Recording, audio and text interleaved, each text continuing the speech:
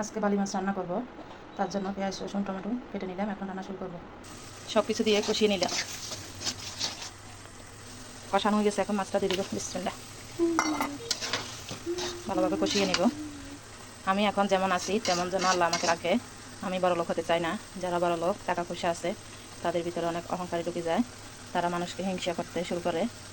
আমি চাই না আমি বড়লোক হই। আমি সবার সাথে মিলেমিশে থাকতে চাই। সবাই আমাকে ঘৃণা করতেছে গরিব বলে। গরিবই ভালো, বড়লোক হতে চাই না। পৃথিবীতে সত্যি বলতে আপন বলতে কেউ হয় না। যতক্ষণ রথ খাটবো, পরিশ্রম করবো, ততক্ষণ সবার কাছে আপন। দিয়ে দিব কাঁচামাচ কয়টা। কথাগুলা খুব কষ্ট থেকে বলতেছি। যারা বড় লোক তাদেরকে বিপদে পড়লে ফোনের পর ফোন দিয়েও তাদেরকে পাওয়া যায় না।